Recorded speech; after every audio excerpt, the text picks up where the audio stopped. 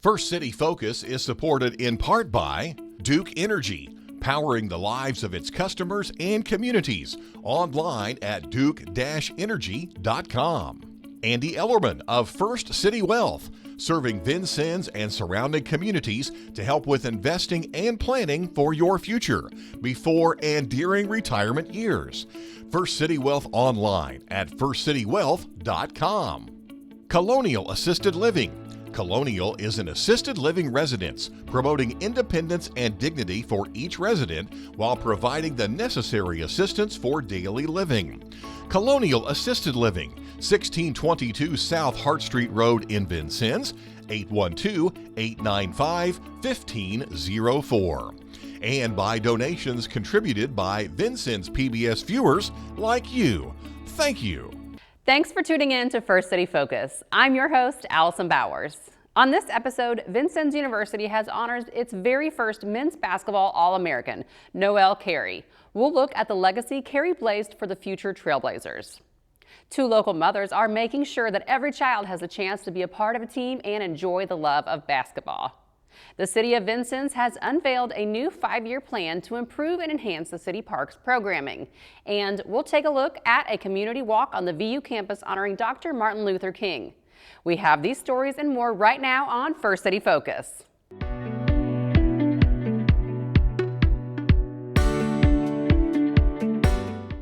Vincennes University's very first Trailblazer to earn an All-American basketball honor in 1957 was none other than Noel Carie, who was also born and raised in Vincennes. He passed away at the end of last year. As Noel Carie explains in our latest History Vault, Noel Carie was one of a few local Trailblazers making their mark on the boards and the community. His senior year in high school was the first basketball that he ever played.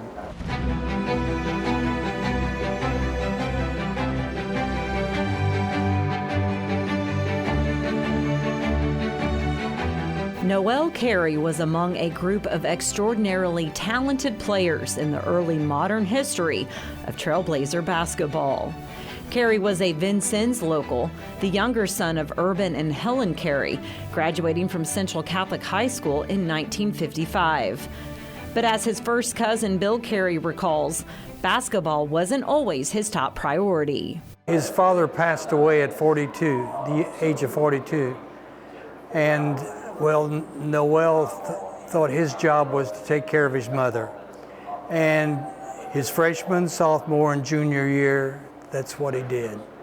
His senior year in high school was the first basketball that he ever played.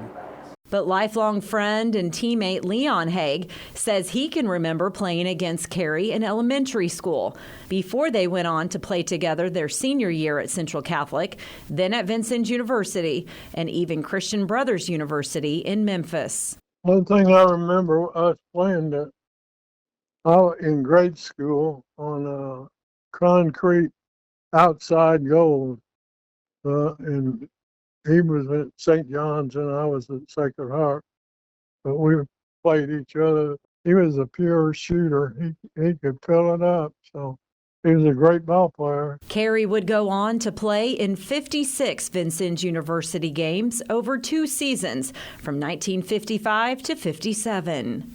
Carie, Kenny Gray from Washington, Indiana, and Bob Showalter from Columbus, Ohio, each scored 1,000 or more points in their 2 seasons of playing together. Carie still remains on the list of VU all-time scorers in 2 seasons, coming in at 20th. The game was so different, in those days. I mean, you're playing on a different type of court, you're playing in a different style, you're playing without a three-point line typically, and then to have that many good players on one team and for all of them to be successful, I think speaks volumes as to just the 3 of them in general and how good they actually were as basketball players. And additionally, I think that it's amazing that you have a team that accomplished what they did and scored the points that they did, and they didn't come from a long way away. They came from Vincennes. They came from this area.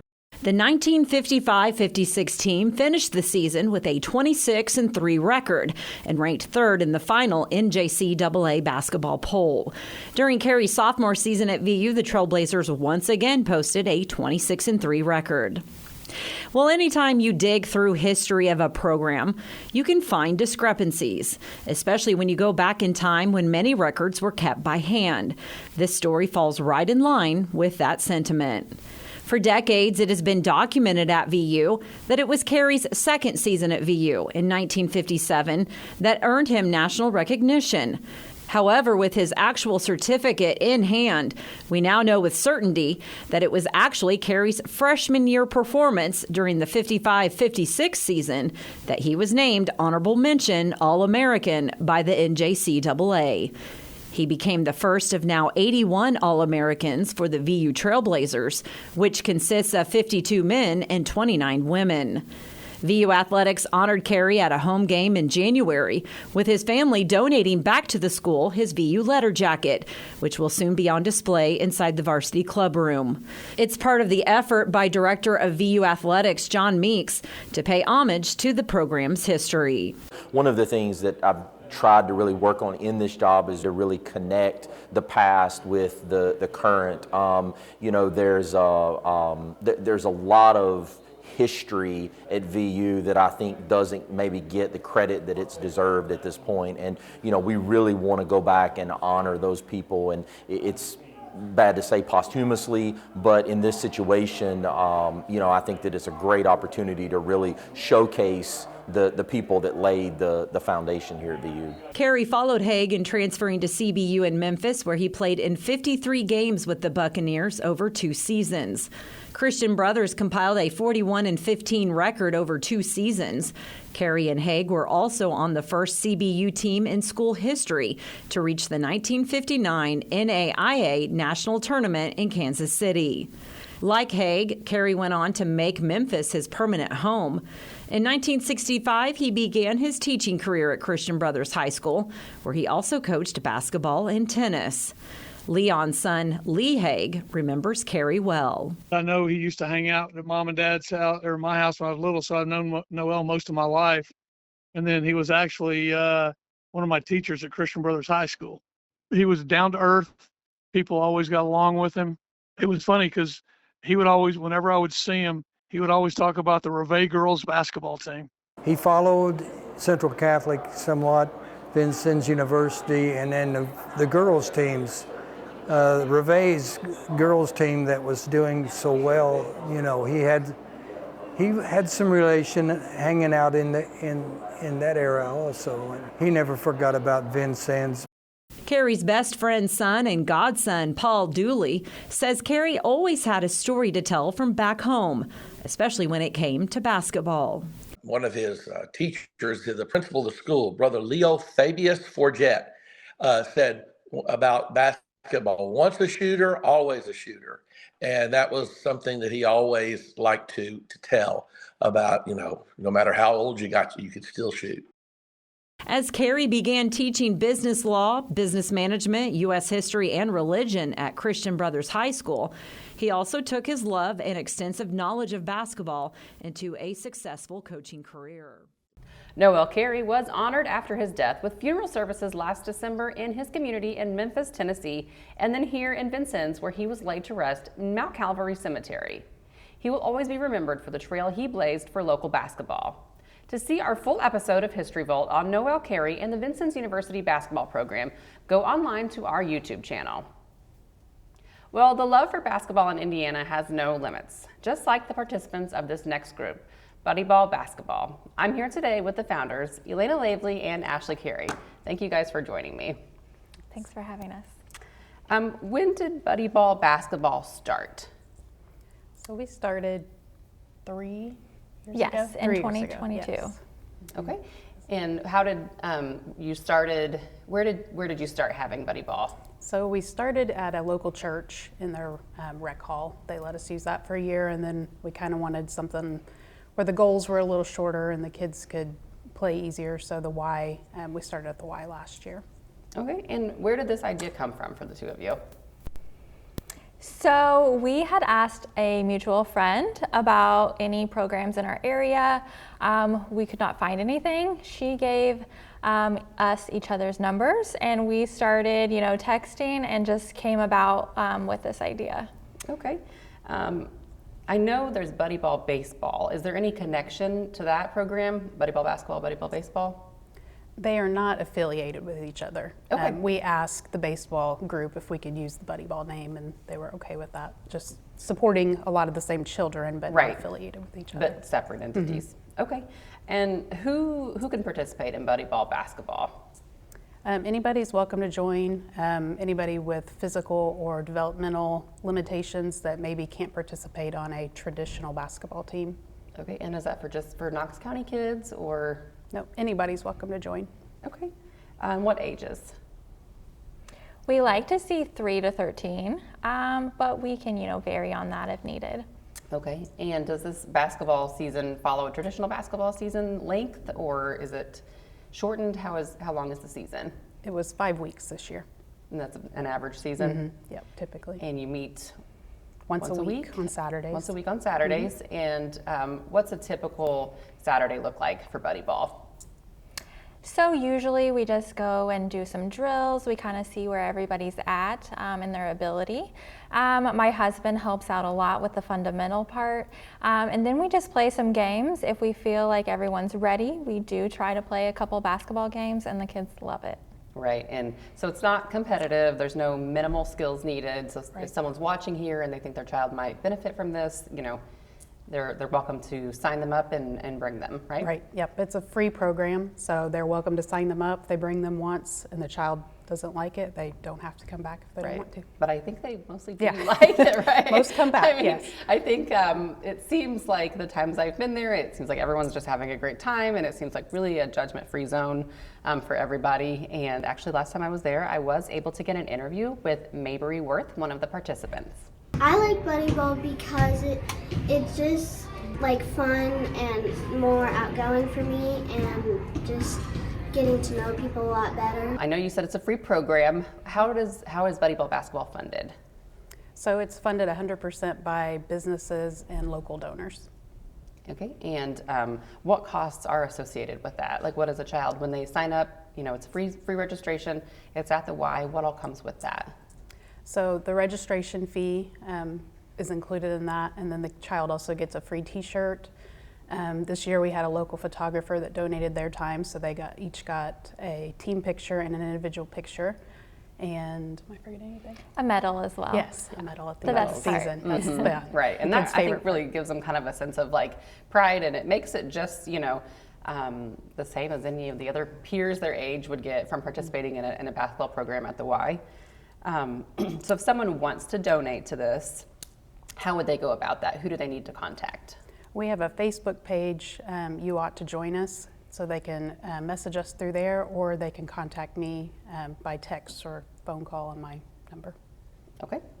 And you guys have a fund set up, is that correct? For Yes. You Ought to Join Us? Yes, And that, we do. what kind of fund is that? It's a nonprofit organization. Okay. And if parents are looking for local, sensory-friendly events or support, you mentioned that Facebook group. Tell me a little bit more about that. It's mainly a place that people can ask questions, or I know we post a lot of events in local areas. There's not a lot in Vincennes, which is what we're hoping to accomplish, is more of those. But anything local that might be sensory friendly or any helpful information, Medicaid waivers, that kind of stuff is posted to that page. Okay. And anyone is welcome to join that. And that's, like you said, not just for Knox County parents, it's just anyone in the Right. in the local area. Do you have bigger plans, you guys, for buddy ball, basketball to grow into perhaps other sports or other activities? That would be, if you had more resources and volunteers that you would be able to do? Definitely. We have looked into other programs and what we could do for other kids. We haven't narrowed it down yet. Right. Obviously, we would need more funds and more ideas and volunteers, but we are open. Right, that's what, my next question was gonna be, to reach those goals, what is it that you guys need? Is it is it people, is it groups, is it money, donations? What is it that would take, what would it take for Buddy Ball to grow into something larger, that offered more activities throughout the year and not just in the winter time? All those things. Ideas for one thing, what people want to see. Also, if local businesses have things going on that they can make sensory friendly, that would help as well. And we could coordinate the families for those events. Right. Kind of co-partnering. Yes. Because I think what people who put on local events don't realize is it's not really that hard to make them sensory friendly. It's just taking a couple more steps or having it open, a little bit early or a little bit late, for kids with extra needs. So I think it's just, you guys are trying to get the voice out there to do that. And I know, it benefits the whole community. When there are opportunities for everyone, it benefits everyone. And I know you guys created this, you said, because there really wasn't anything. So it's like being the voice and bringing those opportunities for children. But both of you are mothers, and that's kind of where this dream came from. What does it mean to you to have your child be able to participate on an athletic team and have a team jersey and get a team photo and walk away with that medal and see them smile? That's got to be so special. Yep. Absolutely. If you were at one of the practices or the games, you would just see it on the kids' face. A lot of these kids have to go to their siblings' events, and this is something special for them, that they can come in, be with other children just like themselves, with no judgment, no rules, just all for fun, and it's a great thing. Yeah. And I know it's during the winter, so sometimes, it's just a chance to exercise for them, you know what I mean? Because there's so little opportunities for inside activities, so that really gives them that chance. And it's not really just for the players as well, and it's about the parents too. How do you think this has given some of the parents that you've seen, some hope or some joy, and just seeing their child and being able to connect with other parents, Do you see that? Yes, definitely. I think for me, it's a nice place to meet other parents like ourselves. And like you said, no judgment. Right. If my kid's having a meltdown, nobody cares. So just very comfortable place to meet other people that are in the same boat. Right. Yeah. And I'm sure, you guys are happy and proud to be kind of like the face of that, but you're welcome to all the help is what you're saying, basically. Yeah, definitely. Most definitely. Right. So, yeah, I think I am hopeful, and I'm hoping people see this interview and do want to help and participate, and businesses want to donate, because like you said, without those donations, this wouldn't have been possible. And it's a simple program, I'll say, but it means so much to so many kids in our area and so many families. And you guys have done just such a great job bringing that and making that available for everyone. So thank you both for coming on today. Absolutely. And I really appreciate it. Thank you. Thank you. Once again, if you are interested in donating or volunteering, visit the You Ought to Join Us Facebook group. Vincennes officials are rolling out a new 5-year plan to upgrade and improve the city parks. News Director Dave Foster has more on what the plan entails. In 2024, several Vincennes city parks saw significant improvements and additions. At Gregg Park, newly restored pickleball courts were introduced, and Washington Avenue reopened after an extensive reconstruction project, improving access to the park. Chicago Park added a new bench honoring the Vincennes Civitans, renamed its ball field after Fred and Nick Steele, and enhanced landscaping with volunteer efforts. Plans are underway for new pickleball courts and a scoreboard. Leicester Square Park opened a new skate park in summer 2024 with future plans for basketball courts. And at Minnetaney Park, work continues to honor Native American heritage. In January 2025, city officials presented a new detailed 5-year park plan to the Park Board, focused on accessibility, upgrades, and connecting outdoor spaces in an effort to further develop the city's park system. We've really invested a lot in our parks, and we plan to invest even more. With this, there's a focus on the trail system, which eventually I'd like to see all of our parks connected through trails. Or some people may not think it's a trail. It could be sidewalks, but maybe decorative sidewalks that you follow for. The new plan prioritizes modernizing outdated equipment, increasing accessibility, and much more. Community Coordinator Jamie Dugan explained the initiative began 2 years ago during a leadership transition in the Parks Department.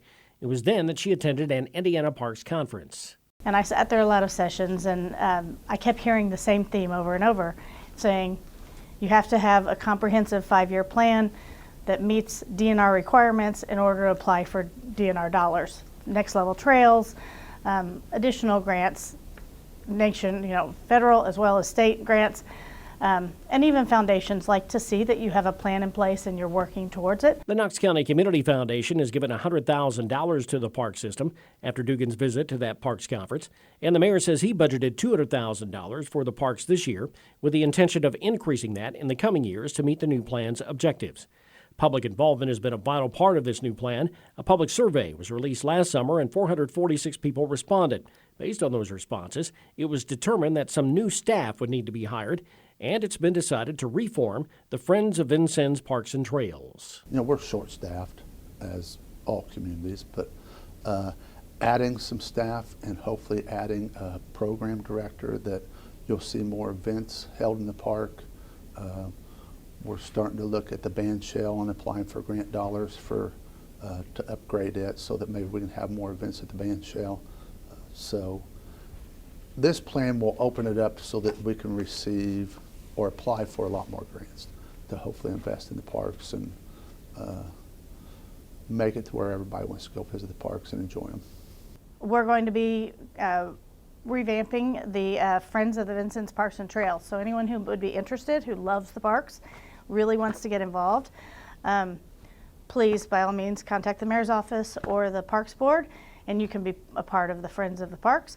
That would be a 501c3 organization that would help with fundraising for to make sure this plan happens. So anyone who's interested in that, by all means, please get in touch with us, because that would be that'd be very helpful, and it would help our city. As of this report, the Vincennes Parks Board must still approve the plan, but Yoakum and Dugan believe it will transform city parks into vibrant, accessible spaces for all. I'm Dave Foster for First City Focus. The public can view the new plan in its entirety by contacting the Vincennes Mayor's Office. Dr. Martin Luther King's legacy was once again honored by several during a community walk at Vincennes University. Tessa Haig shows us how the civil rights leader is being remembered today. On Monday, January 20th, communities across the nation paused to honor Dr. Martin Luther King Jr. and reflect on his lasting legacy. Vincennes University took an extra step to continue that reflection by hosting a special event later in the week. The Thursday following Martin Luther King Day, Vincennes University welcomed students, faculty, and community members to their second annual MLK Walk at the Student Recreation Center. This event not only commemorates Dr. King's iconic I Have a Dream speech, but also honors the historic march that took place on the same day in 1963. Upon arriving at the event, attendees were invited to write down their own personal dreams for the future, which were then placed on a wall alongside pictures of Dr. King. Heidi Tassa, the Dean of Global Diversity at Vincennes University, played an instrumental role in organizing the walk. She, along with Dr. Chuck Johnson, the president of the university, kicked off the event with remarks. But the leadership wasn't just from the faculty. Students were at the forefront of the event as well. Ada Hedrick, the president of the Black Student Union Legacy Club, was another key figure who helped lead the event. 60 years ago, Dr. Martin Luther King Jr. had a dream. A dream that one day all people in America will be able to share the freedoms our country offers, no matter their race, color, or background. Ada also shared some thoughtful words about the importance of student involvement in events like this. It's important for students to get involved because representation is very important, and just being able to learn new things. Following Ada's remarks, the Vincennes University Band took center stage and performed the national anthem, setting the tone for the walk. Participants were then invited to hold candles as they marched, creating a somber yet hopeful atmosphere as they followed the route, marching to Dr. King's powerful I Have a Dream speech. Even the state of Mississippi, a state sweltering with the heat of injustice. Throughout the event, there was an overwhelming sense that Dr. King's message is not confined to the past. King emerged on the scene in response to a need to fight for freedom and equality. And it is that need that sort of still exists on a number of fronts. Organizers of the event expressed their hope that the MLK Memorial Walk will continue to grow each year. Since its inaugural year in 2024, they have seen positive momentum and are excited to see more students, faculty, and community members participating in future walks. With First City Focus, I'm Tessa Haig. And now for our final focus. The United Way added a new event to its annual campaign drive this year, a fun night of competitive karaoke. Of course, the event tied right into this year's theme, Hit Play for the United Way. As Dave Novak shows us, the amount of local talent in our community runs deep. Enjoy.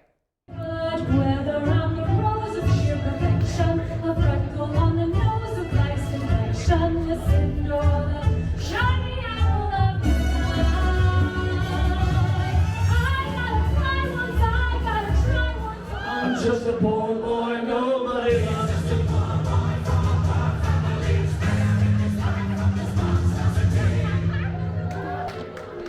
Easy come, easy go, will you let me go? Let it go. 'Cause I got friends in low places where the whiskey drowns and the blues chase my blues away. Don't need nothing but a good time. How can I resist? Ain't looking for nothing but a good time. I'm getting better than this. Like you make me feel, you make me feel like a natural woman. Baby shark, do baby shark, do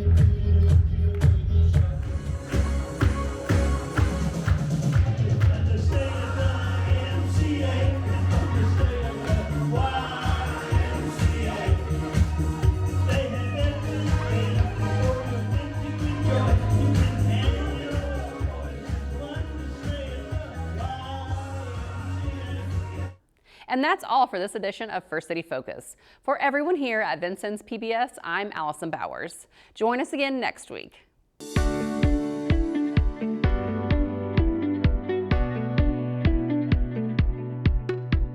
First City Focus is supported in part by Duke Energy, powering the lives of its customers and communities. Online at duke-energy.com.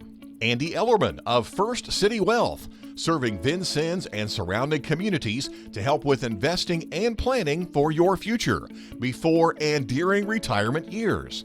First City Wealth online at firstcitywealth.com. Colonial Assisted Living. Colonial is an assisted living residence promoting independence and dignity for each resident while providing the necessary assistance for daily living. Colonial Assisted Living, 1622 South Hart Street Road in Vincennes, 812-895-1504. And by donations contributed by Vincennes PBS viewers like you. Thank you.